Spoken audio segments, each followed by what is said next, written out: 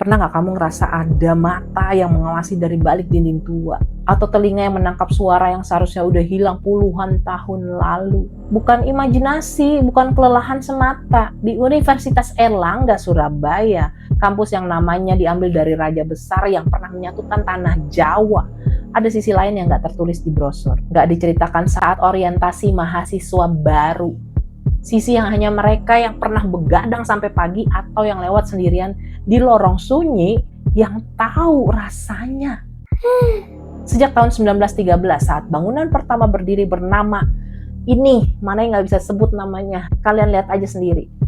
Tembok-tembok itu menyaksikan segalanya. Anak muda yang berjuang belajar di bawah penjajahan, dokter yang merawat korban perang tanpa kenal lelah, pejuang yang menyusun rencana kemerdekaan di ruang-ruang tertutup, sampai ribuan mahasiswa dari generasi ke generasi yang tertidur di meja belajarnya karena kelelahan mengejar mimpi. Dan sampai sekarang jejak mereka nggak benar-benar hilang. Saking semangatnya tuh ngejar mimpi itu.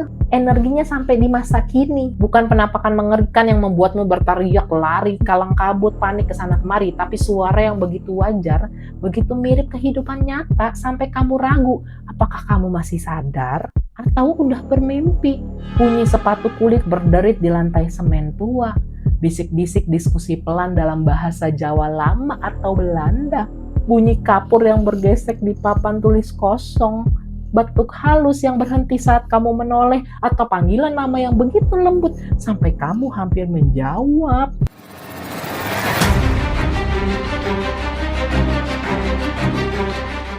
Ini. Ratusan orang merasakannya, mulai dari satpam yang udah jaga selama 40 tahun, dosen senior yang dulunya jadi mahasiswa di sini, sampai kamu yang baru aja melangkahkan kaki ke kampus ini. Ceritanya sama, walaupun mereka nggak pernah saling ketemu. Udah laba deh tuh. Hari ini kita akan bedah semuanya, nggak ada yang ditutup-tutupi.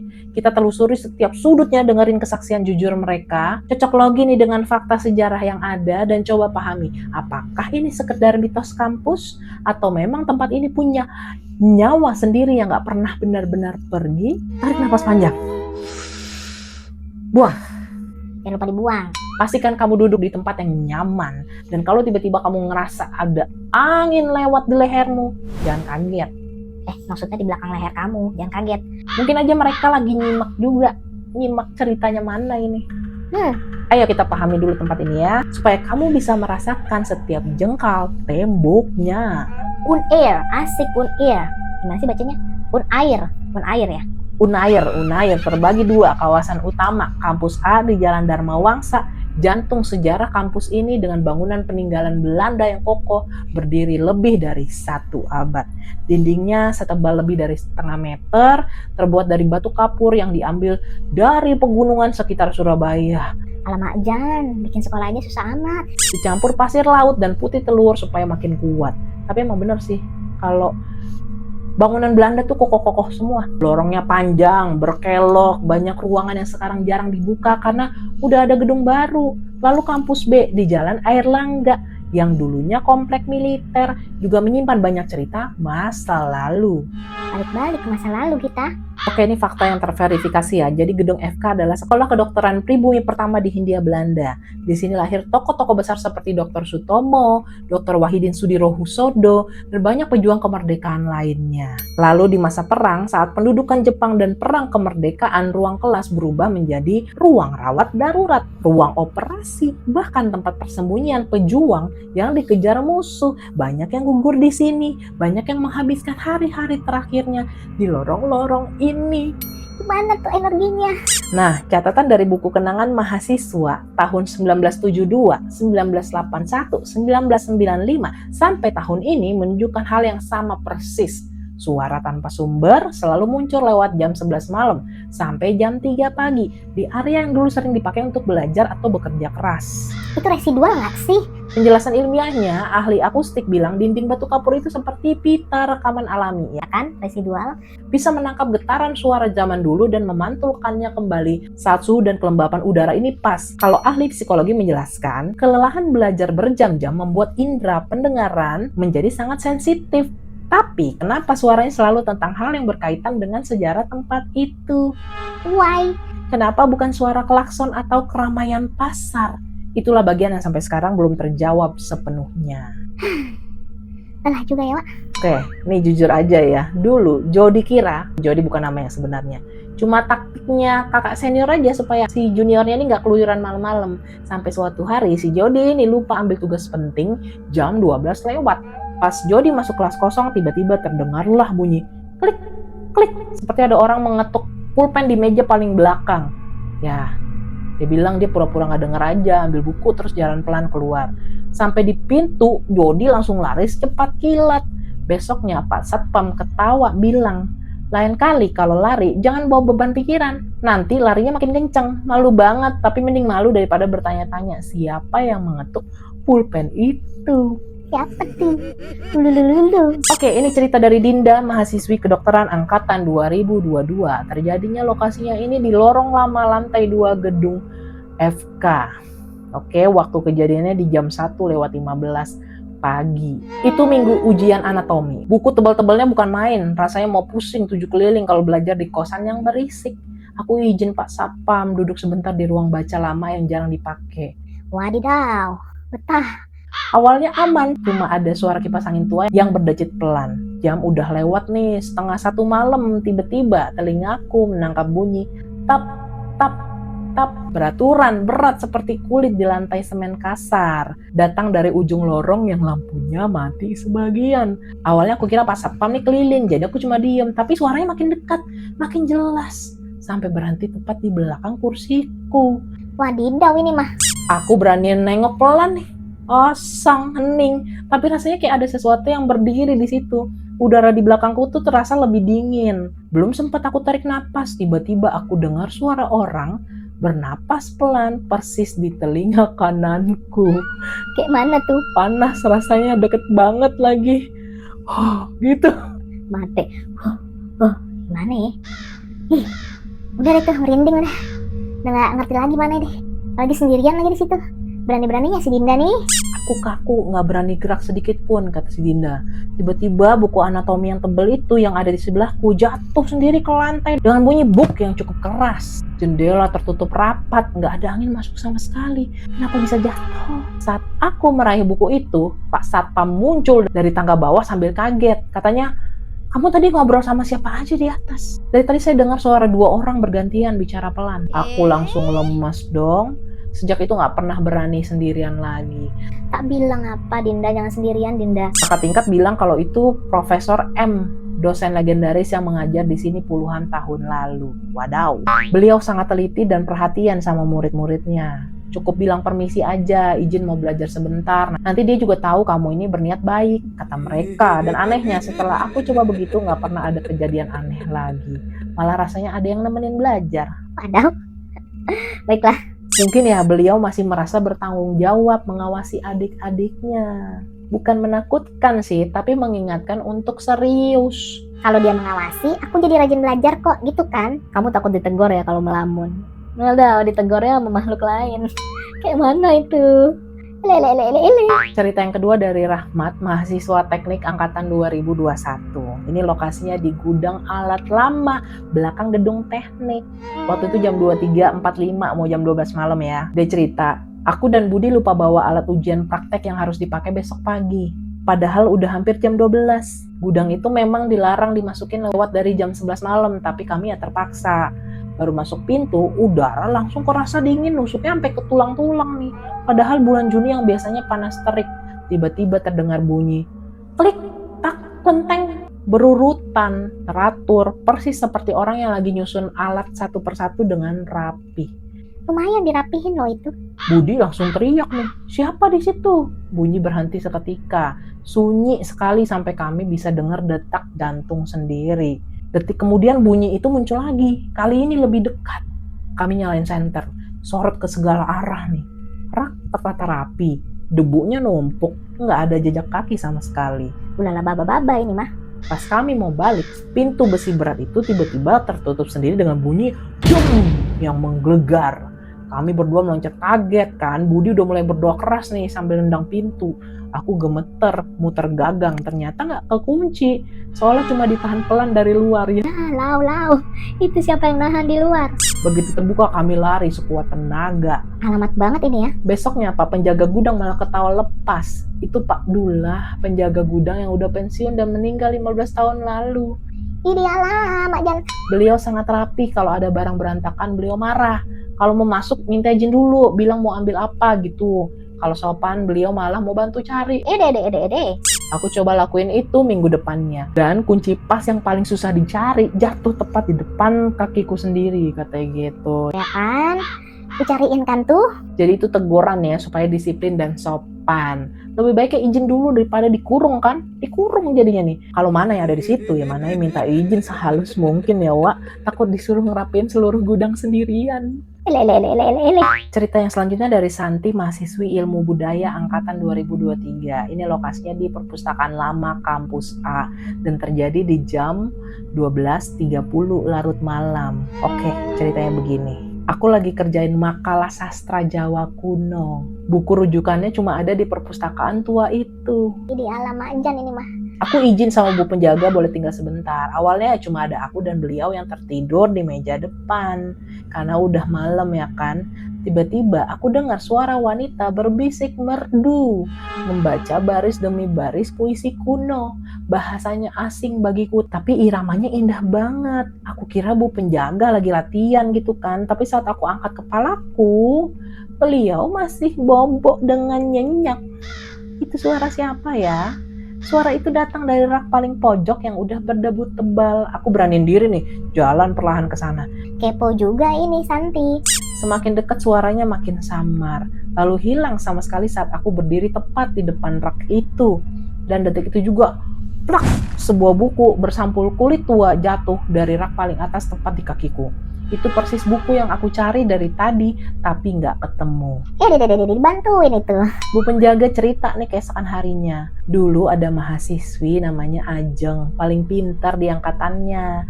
Sangat mencintai sastra leluhur. Sayangnya beliau sakit parah dan meninggal sebulan sebelum wisuda. Kata orang, kalau dia senang cara kamu menghargai budaya, dia akan bantu mencarikan apa yang kamu butuhkan. Alamak Jan. Oke deh, dibantuin.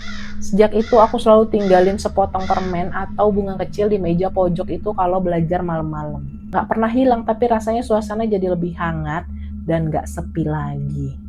Lah, udah adaptasi ini sama kenyataan. Dari yang bikin merinding jadi yang paling menyentuh hati ya kan. Dia gak ganggu, dia cuma ingin warisannya ini tetap dipelihara. Tapi tetap aja kan, kalau kamu nih jadi Santi, kamu pulang nih ya ke kosan, minum air putih 2 galon ya kan, takut diminta dibacain puisi lagi sampai pagi ya kan. Serem coy. Cerita berikutnya dari Beno, mahasiswa kesehatan masyarakat angkatan 2020. Ini lokasi kejadiannya di tangga belakang gedung lama dan terjadi di jam 2 pagi. Ya, dia cerita begini. Aku habis rapat organisasi, mau lewat jalan pintas tangga belakang supaya nggak muter jauh nih. Tangganya tuh batu kapur tua, jadi kalau diinjak pasti bunyi nyaring. Pas aku turun, terdengar langkah kaki naik dari bawah nih. Berat, pelan, diselingi batu kering yang panjang. Aku minggir dong dan ngucap, "Permisi Pak." Nggak ada jawaban. Langkah itu berhenti lalu balik ke atas lalu turun lagi. Berulang-ulang begitu. Bulu kuduku berdiri semua. Akhirnya aku putusin untuk lari melompati anak tangga. Hati-hati lu jatuh Beno. Pas hampir sampai ke bawah, tiba-tiba suara berat bicara tepat di telingaku. Makin ditambahin ternyata. Hati-hati kalau melompat nanti jatuh. Benar kan apa kata Manai? Diingetin sama beliau. Aku kaget, hampir tersandung dan menabrak dinding. Saat aku berbalik, kosong, gak ada siapa-siapa. Besoknya, dosen pembimbingku nih cerita. Dulu ada dokter spesialis paru yang bertugas di sini. Beliau selalu terburu-buru merawat pasien, sering ngelompatin tangga dan selalu mengingatkan orang lain untuk berhati-hati. Sampai sekarang, beliau masih mengulang kebiasaan itu. Dibawa sampai udah gak ada pun dibawa kebiasaannya. Alah. Sebenarnya itu peringatan baik loh, bukan ancaman. Tapi kalau jam 2 pagi ada suara asing ngomong di telinga, siapa yang gak kaget? Ulu. Kalau Manai jadi dia sih, Manai lebih milih jalan jauh sedikit daripada celaka. Ya, rugi sendiri kalau cuti gara-gara patah tulang. Selanjutnya cerita dari Lestari, mahasiswi hukum angkatan 2021. Lokasinya itu di halaman belakang dan pohon beringin tua. Lagi-lagi pohon beringin, kejadiannya di jam 11:15 malam. Ceritanya begini, kami sekelompok latihan sidang simulasi sampai malam. Tiba-tiba kami berhenti bicara bersamaan. Kami mendengar suara banyak orang berbisik serentak, seperti melafalkan sumpah kesetiaan. Tegas, berirama, tapi kata-katanya samar. Idih, alah, bagaimana tuh? Teman-temanku nih mulai takut, ada yang langsung kemasin barang, tapi aku penasaran. Aku intip ke arah pohon beringin raksasa di tengah halaman. Gak ada siapa-siapa, tapi angin berputar pelan mengelilingi batangnya. Tiba-tiba pintu besi tua yang berat itu bergerak pelan terbuka sendiri, seolah didorong tangan yang gak kasat mata. Wadidaw ini mah. Satpam cerita, jadi zaman pendudukan, tempat ini jadi lokasi sidang rahasia bagi pejuang yang tertangkap. Sebelum dihukum mati, mereka selalu bersumpah nggak akan mengkhianati bangsa. Jadi dibilang gini, suara itu bukan gangguan nak, itu sumpah mereka yang masih terpatri di udara tempat ini sampai sekarang, katanya dengan nada hormat. Jadinya setiap lewat sana aku selalu menunduk sedikit sebagai tanda hormat. Nggak ada lagi rasa takut, yang ada rasa haru yang mendalam. Tapi kalau bisa ya udah kamu ramean deh, serius deh. Jadi kan ternyata yang ada di sana bukan makhluk yang menyeramkan kan, tapi para pahlawan kita yang berkorban buat kita loh. Tapi tetap aja kalau malam kan, mana juga kalau di situ nggak akan duduk sendirian ya di situ ya, di bawah pohon beringin ya. Nanti takut diminta ikut sumpah sampai lupa pulang. Jadi alah. Ini cerita Pak Joko, penjaga kampus A sejak tahun 1998. Lokasinya ini terjadi di seluruh area gedung lama. Dia cerita, saya udah jaga sini hampir 30 tahun. Dengar suara aneh itu udah biasa. Ada bunyi piring beradu di ruang istirahat lama. Ada bunyi sapu menyapu lorong yang udah gak dipakai. Ada bunyi orang ngetuk meja kalau ada mahasiswa yang tidur saat belajar. Ede. Dibangunin. Bangun nak. Belajar. Saya gak pernah takut. Prinsip saya cuma satu. Anggap aja mereka itu bagian dari keluarga besar kampus ini. Kalau kita sopan, mereka juga sopan. Pernah ada sekelompok mahasiswa yang berisik merusak kursi tua dan mengumpat kasar. Ini yang kayak gini-gini nih. Datengin aja yang kayak gini-gini nih. Tiba-tiba seluruh lampu mati total selama 20 menit. Mereka teriak-teriak sampai saya datang bawa senter. Tapi kalau ada yang lewat mengucap selamat malam pak atau permisi saya mau keluar, aman sentosa. Yang iseng udah datengin aja udah. Mana setuju? Mereka tuh punya hak di sini juga sama seperti kamu. Begitu saya bilang ke mahasiswa yang baru ya. Jadi mereka ini yang merintis tempat ini dulu. Kalau kamu menghargai rumah orang, pasti kamu diperlakukan dengan baik. Begitu juga mereka. Itu kata Pak Joko ke maba-maba ini sama mahasiswa yang error-error itu. Pelajaran paling sederhana dari orang yang paling lama berada di sana. Sopan santun tak terbatas pada yang bisa kita lihat aja. Dimanapun kita berada, hargailah tempat itu. Mana ya udah sering bilang, mana ya udah sering ingetin. Ya, oke. Ini cerita dari Bento, alumni ilmu komunikasi angkatan 2015. Lokasinya ini terjadi di ruang audio visual lama.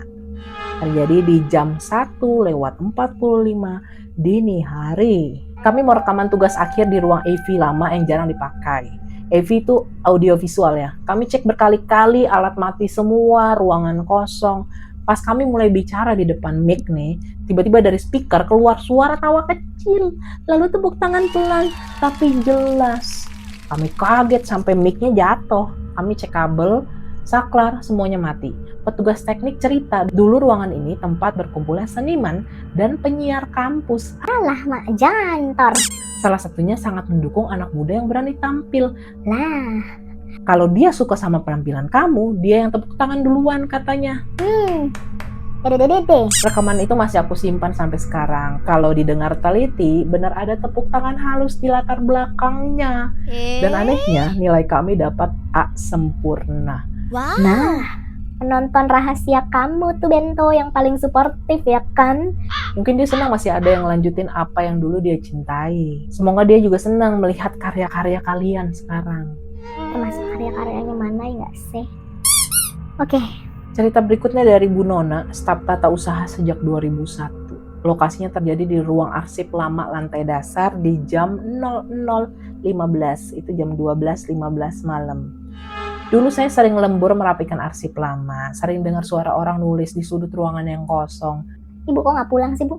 Kadang ada arsip yang susah saya cari, udah susah payah tuh nggak ketemu-temu. Tiba-tiba udah ada di atas meja saya saat saya kembali dari kamar mandi. Dibantuin ibunya. Dulu saya takut sampai ketemu Bu Sulastri, staf yang udah pensiun. Ibu ini bilang, itu Pak Herman, petugas arsip zaman dulu.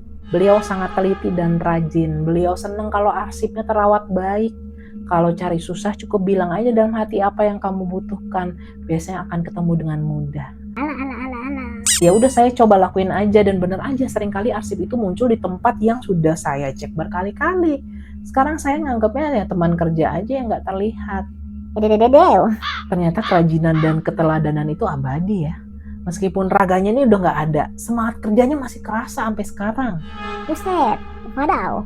Ini cerita yang terakhir dari Irfan, mahasiswa kedokteran gigi angkatan 2019. Lokasinya ini terjadi di lorong penghubung antara gedung lama dan terjadi di jam 1:50 dini hari lagi. Malam itu hujan deras, aku lewat lorong penghubung yang tertutup untuk menghindari basah. Tiba-tiba aku dengar suara orang berjalan beriringan sambil mengobrol dalam bahasa yang gak aku mengerti.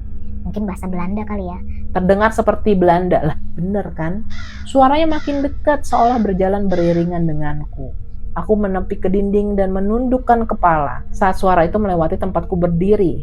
Rasanya ada angin sejuk lewat, tapi nggak ada siapa-siapa yang terlihat. Suara itu perlahan menjauh dan hilang di ujung lorong. Wow, keren. Itu jam-jam subuh loh itu. Besoknya dosenku cerita, dulu lorong itu sering dilewati dokter dan mahasiswa zaman Belanda saat mau ke ruang praktek. Mungkin mereka sedang berjalan seperti kebiasaan mereka dulu tanpa menyadari zaman sudah berubah. Katanya tenang. Ada. Baiklah. Jadi seperti potongan masa lalu yang tumpah ke masa kini kali ya. Bukan untuk mengganggu, cuma ya sisa jejak kehidupan yang gak pernah benar-benar hilang. Ulala baba. Oke teman-teman, setelah mendengar semuanya, yuk kita tarik benang merahnya. Yang pertama, bukan hantu yang menghantui, melainkan sisa kehidupan. Semua kejadian berkaitan erat dengan kebiasaan, tugas, dan perjuangan mereka saat masih hidup. Mereka nggak mengganggu. Mereka hanya melanjutkan apa yang biasa mereka lakukan. Yang kedua, selalu ada maksud baik, mengingatkan belajar, menjaga kerapihan, membantu mencari buku, memberi peringatan keselamatan, menghargai perjuangan leluhur, mendukung karya anak-anak muda, mahasiswa baru. Gak ada satupun niat jahat di sana. Yang ketiga, sikap kita menentukan segalanya, sopan santun, menghargai tempat, berniat baik, itu kunci. Semua saksi sepakat kalau kita menghormati, kita akan dihormati dan dijaga. Yang keempat, fakta ilmiah tetap ada. Dinding tua memantulkan suara unik. Kelelahan mempengaruhi indera, fenomena alam bisa menimbulkan bunyi aneh. Tapi pola cerita yang seragam lintas generasi tetap menjadi misteri yang gak sepenuhnya terjawab logika semata.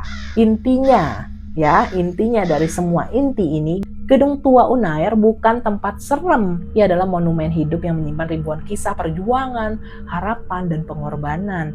Suara-suara itu adalah bukti bahwa jejak orang baik gak akan pernah hilang begitu aja.